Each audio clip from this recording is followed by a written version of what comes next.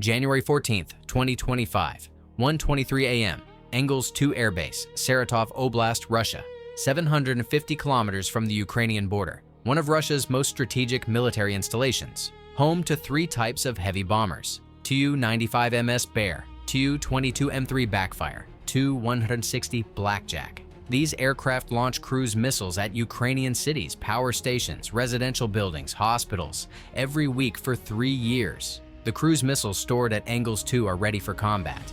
KH-101 air-launched cruise missiles, range 4,500 kilometers, warhead 450 kilograms, high explosive, guidance, GPS, and terrain-following radar. Each missile costs $13 million. Each bomber carries 8 missiles. 96 missiles sit in storage bunkers tonight, in maintenance facilities, being prepared for the next strike package against Ukraine. At 1:23 a.m., Ukrainian drones cross into Russian airspace over Saratov Oblast. Long-range strike drones, navigation locked on specific coordinates, the storage facilities, the maintenance hangars, where Russia keeps the missiles that terrorize Ukrainian civilians. What happens in the next 17 minutes will eliminate Russia's cruise missile stockpile for weeks, force changes to bomber operations, and prove that even Russia's most protected strategic assets are vulnerable. This is WarFist TV, where we analyze the battles that change wars. Because striking Engels-2 wasn't just about destroying missiles, it was about taking away Russia's ability to launch them. Hit subscribe. You need to see how Ukraine is dismantling Russia's strategic bomber force one strike at a time. Engels-2 Air Base is not a random target. It's one of Russia's 2 strategic bomber bases in European Russia. The other is Olenya near Murmansk in the Arctic. Engels hosts the 121st Heavy Bomber Aviation Regiment, equipped with Tu-95MS and Tu-160 strategic bombers. These are not tactical aircraft. These are nuclear-capable platforms, part of Russia's strategic triad. In peacetime, they conduct deterrence patrols, show-of-force flights near NATO borders, exercises demonstrating Russia's long-range strike capability. In wartime against Ukraine, they became terror weapons. Every few days, Tu-95MS bombers take off from Engels. They fly toward Ukraine, staying in Russian or Belarusian airspace, safe from Ukrainian air defenses. At predetermined points, they launch KH-101 cruise missiles, 8 missiles per bomber, multiple bombers per strike. The missiles fly low, following terrain, avoiding radar detection where possible. They cross into Ukraine, navigate using GPS and pre-programmed routes, strike targets hundreds of kilometers from launch point.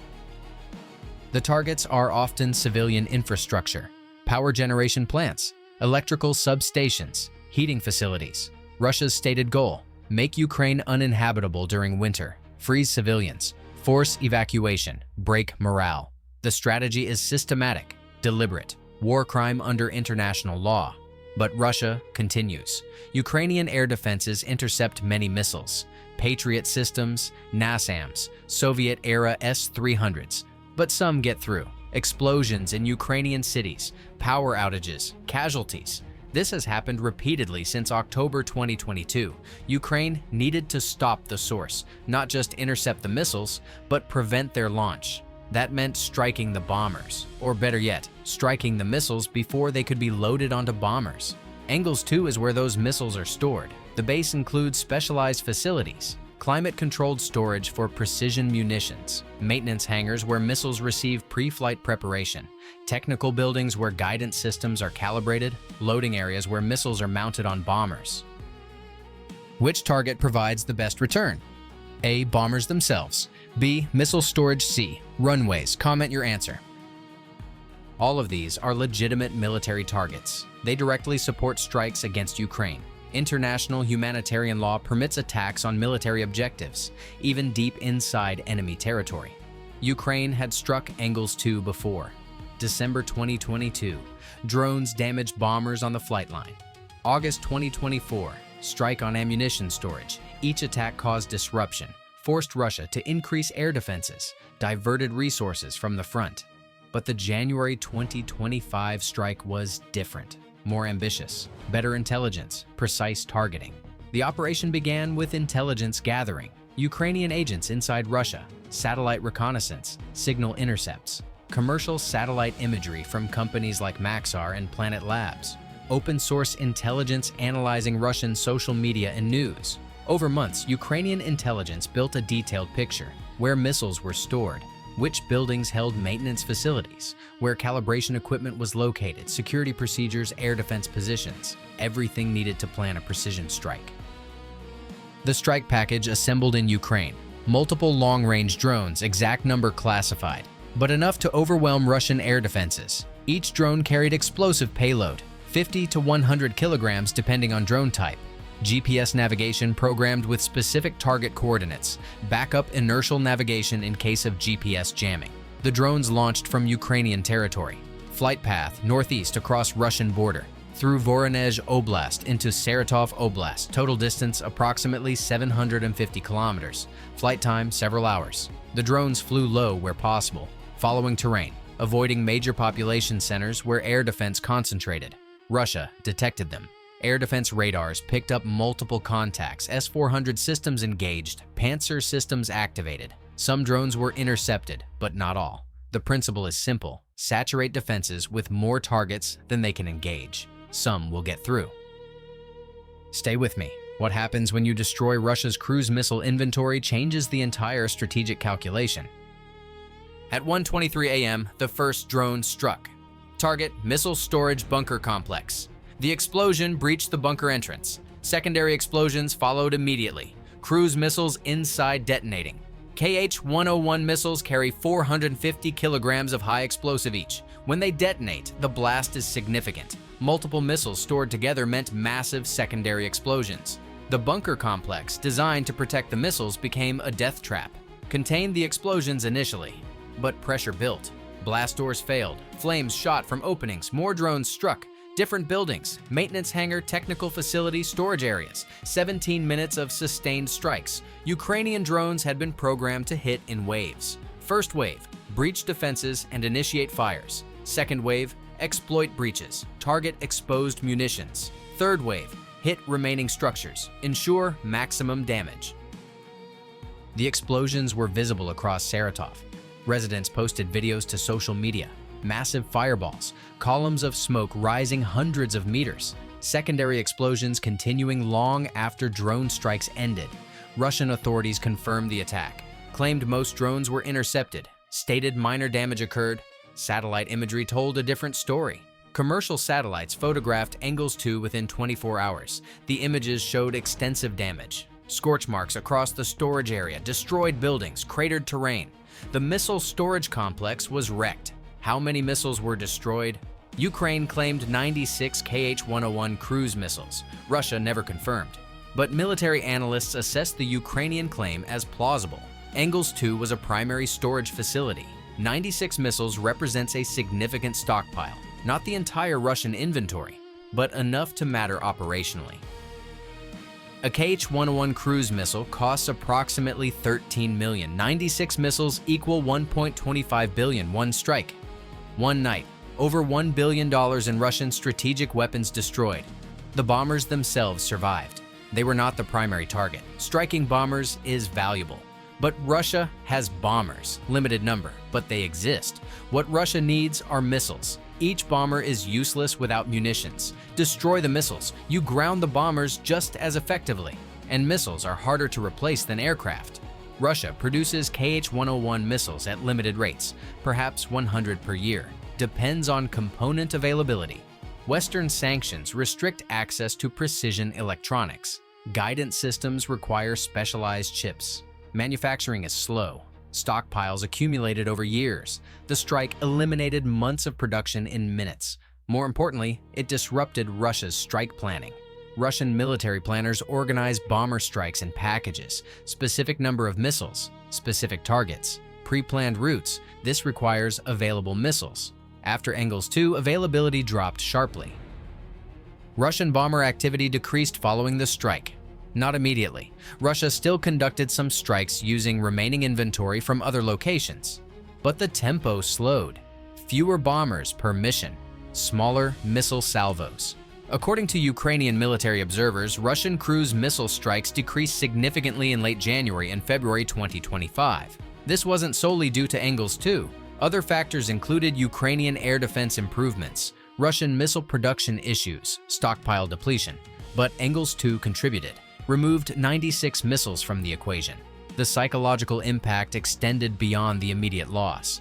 Russian strategic aviation forces are elite, pride of the Russian aerospace forces, nuclear-capable, deterrent forces, supposed to be untouchable. Yet Ukrainian drones struck their main base, destroyed their weapons, demonstrated vulnerability. Russian crews at Engels-2 knew they were targets. They'd been attacked before. But this strike was more successful, more damaging, more precise. If Engels-2 wasn't safe, what was? If you believe striking the source beats intercepting the weapon, type WarFist TV in the comments. Russia responded by increasing air defense at strategic bomber bases, more S-400 batteries, more Panzer systems, electronic warfare equipment. This required resources taken from other areas. Air defense systems defending Engels-2 are systems not defending frontline forces.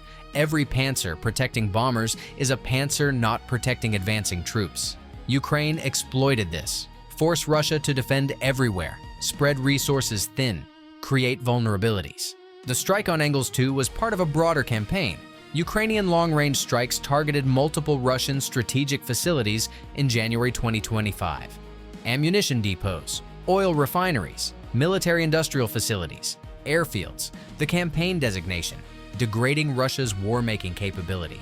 Each strike individually might seem small, a few buildings destroyed, some equipment lost, but cumulatively the effect is significant. Ammunition shortages at the front, fuel shortages affecting logistics, reduced bomber strikes against cities, industrial production disrupted. The Engels-2 strike specifically targeted Russia's ability to terrorize Ukrainian civilians.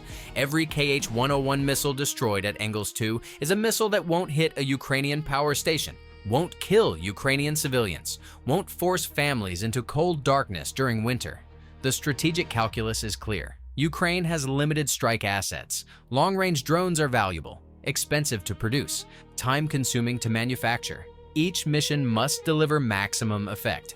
Striking Engels-2 delivered that effect. 96 cruise missiles eliminated, over $1 billion in Russian weapons destroyed, bomber operations disrupted for weeks. Strategic messaging sent, nowhere is safe. The technical execution demonstrated Ukrainian capabilities. These were not Western-supplied weapons. No Storm Shadow missiles, no ATACMS. These were Ukrainian-designed and built drones, developed domestically, produced in Ukrainian factories, using Ukrainian ingenuity and determination. This matters strategically. Western allies provide weapons with restrictions, target limitations, range restrictions, political considerations. Ukrainian domestic weapons have no such restrictions. Ukraine determines targets. Ukraine plans operations. Ukraine executes strikes. As far as Ukrainian technology can reach, Engels-2 is 750 kilometers from Ukraine, well within range of Ukrainian long-range drones. Subsequent strikes reached even farther.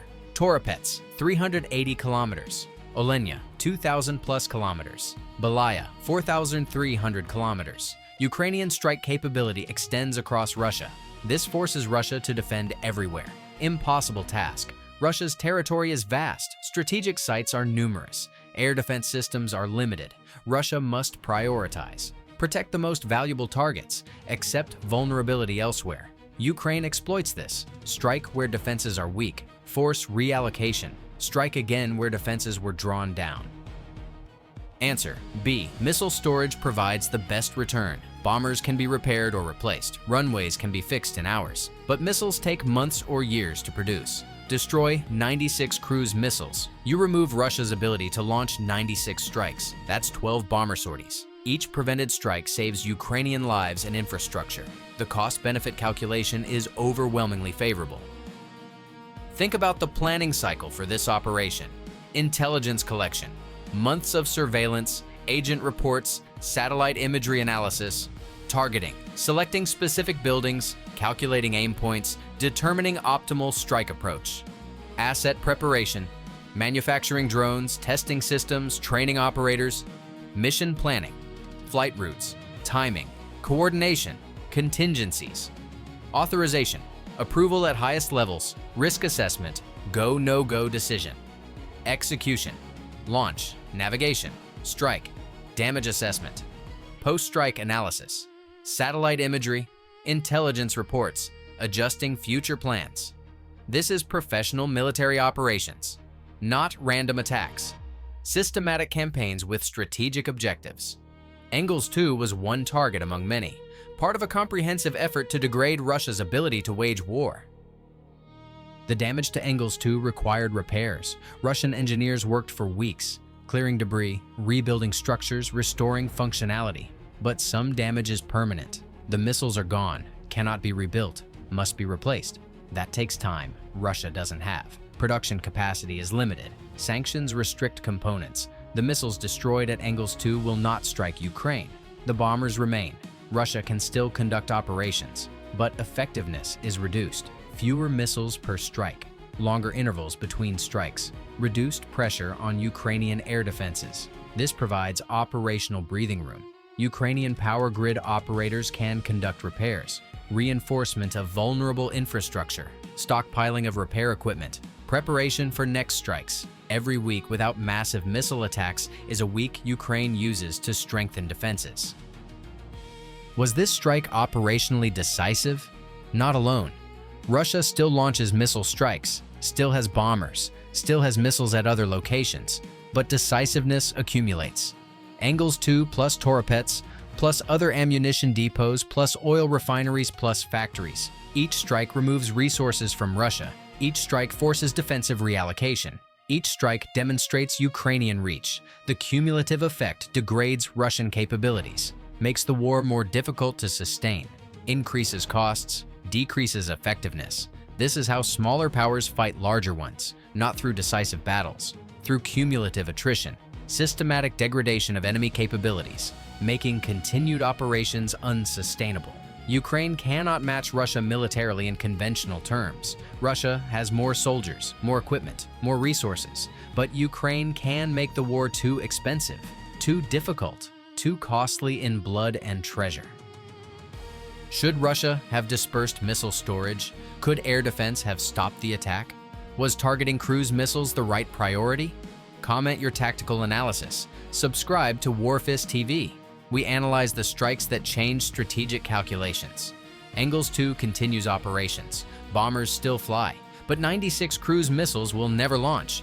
96 strikes against Ukrainian cities prevented. How many lives saved? How much infrastructure protected? The metrics are imprecise, but the logic is clear. Destroy the weapon before it launches. Eliminate the threat at its source. Force the enemy to defend everything. Exploit vulnerability everywhere. The bombers at Engels-2 sit quietly now, waiting for missiles that won't come, waiting for production to catch up, waiting in a war that Russia thought would be easy, that Russia thought would be quick, that Russia thought it would win. The strike on Engels-2 is a reminder. This war is far from over, and Ukraine is far from defeated. 750 kilometers from Ukraine, Ukrainian drones proved distance is irrelevant. Defenses are penetrable.